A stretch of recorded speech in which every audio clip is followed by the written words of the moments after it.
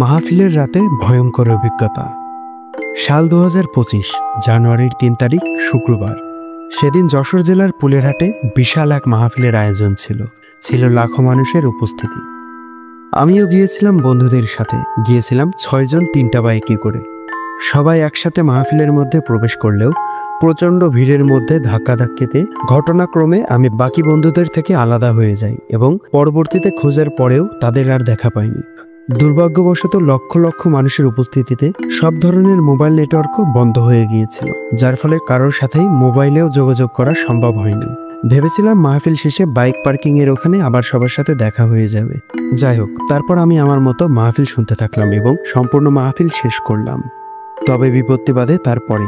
আমাদের বাইক যেখানে পার্ক করা ছিল সেখানে গিয়ে দেখি আমাদের একটা বাইকও সেখানে নাই। বুঝলাম আমার সাথে যোগাযোগ করতে না পেরে তারা হয়তো চলে গিয়েছে, কারণ রাতও হয়েছে বেশ অনেকটা। তারপর আমি আর তাদের জন্য অপেক্ষা না করে বাসায় আসার বিকল্প ব্যবস্থা খুঁজতে থাকি। কিন্তু তখনই কপালে চিন্তার ভাঁজ পড়ে যায়, কারণ এখান থেকে যাওয়ার জন্য এত রাতে কোনো ধরনের কোনো যানবাহনই পাওয়ার সম্ভাবনা নেই। এখানে যারা এসেছিল মোটামুটি সবাই নিজেদের মতো করে পার্সোনাল যানবাহন ও রিজার্ভ করে এসেছিল। রাত বাজে তখন প্রায় 12টা। অনেকক্ষণ অপেক্ষা করেও কোনোভাবেই কিছু ম্যানেজ করতে পারছিলাম না। তারপর কিছু না পেয়ে হাঁটা শুরু করলাম। পুলেরহাট থেকে ঝিকরগাছার দূরত্ব প্রায় 12 কিলোমিটার। জানি না পায়ে হেঁটে যেতে ঠিক কত সময় লাগবে। হাঁটছি, সাথে আমার আশেপাশের মানুষও হাঁটছে, কারণ এমন পরিস্থিতিতে শুধু আমি একা পড়িনি। আমার মতো কয়েকশো মানুষের অবস্থাও ঠিক একই রকম। অবশ্য সংখ্যাটা 1000 বললেও হয়তো ভুল হবে না। হেঁটে হেঁটে নতুনহাট পর্যন্ত আসলাম। ততক্ষণে ঘড়ির কাঁটা প্রায় রাত 1টা। কিন্তু হঠাৎ করে লক্ষ্য করলাম আশেপাশে প্রচণ্ড অস্বাভাবিক রকমের কুয়াশা জমা হয়ে গিয়েছে। কুয়াশার ঘনত্ব এতটাই যে আমার ঠিক সামনে হাঁটা মানুষের অস্তিত্বও আমি ঠিক দেখতে পারছি না। আমার লাইফে এত বেশি কুয়াশা কোনো দিনও দেখিনি। যাই হোক, তারপর এভাবেই হাঁটতে হাঁটতে 2:45-র কাছাকাছি আমি পৌঁছাই ঝিকরগাছা বাজারের পাশেই আমার গ্রাম পুরন্দরপুর মোড়ে। পুরো রাস্তা ফাঁকা। মোড়ে একটা কুকুর বিড়ালের অস্তিত্বও নেই। ল্যাম্পপোস্টে লাইট জ্বলছে, তবে কুয়াশার প্রকোপে আলো খুব বেশি ছড়াচ্ছে না। মোড়ে 10 মিনিট বসে রেস্ট করে আবারও হাঁটতে থাকি। প্রথমেই আমার গ্রামের একটু বিবরণ দিই। আমার গ্রামটা বেশ বড়, তবে মোড় থেকে সামান্য কিছু দূরেই আমার বাসা।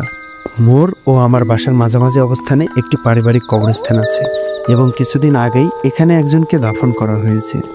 এইসব ভাবতে ভাবতে আমি সেই কবরস্থানের কাছাকাছি চলে আসি। তবে দূর থেকে খেয়াল করলাম সামনে রাস্তা থেকে কেমন একটা কান্নার শব্দ আসছে।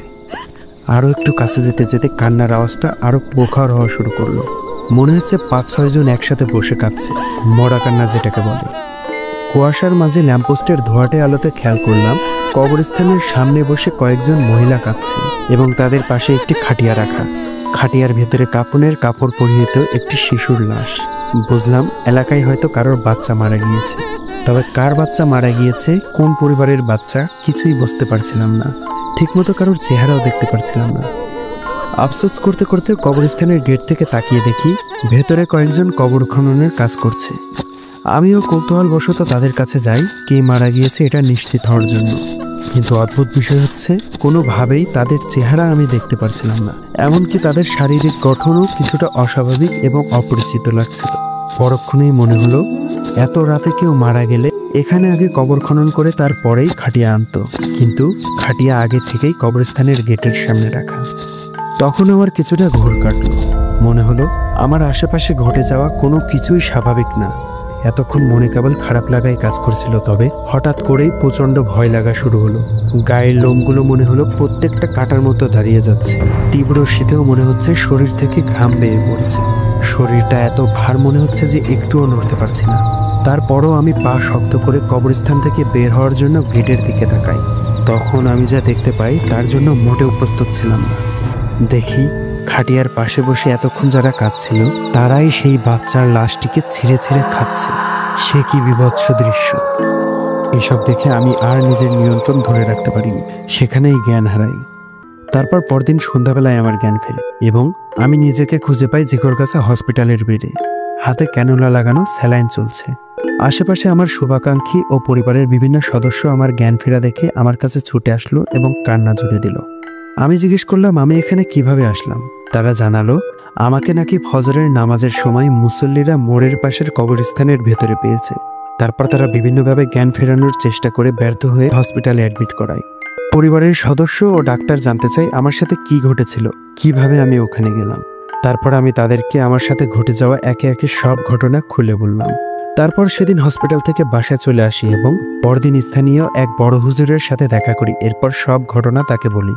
হুজুর জানাই আমি আসলে ভুল সময়ে ভুল জায়গায় চলে গিয়েছিলাম।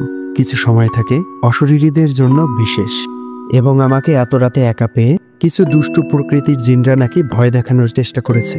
তারা নাকি আরো অনেক ক্ষতি করতে পারতো আমার, তবে সৌভাগ্যক্রমে বেঁচে গেছি। তারপর হুজুরের কাছ থেকে পানি পড়া ও বিশেষ কিছু দোয়ার মাধ্যমে ঝাড়ফুঁক করে চলে আসি। তারপর থেকে এত রাতে আমি আর বাইরে থাকি না এবং অন্যদেরকেও এসব বিষয়ে সতর্ক করি।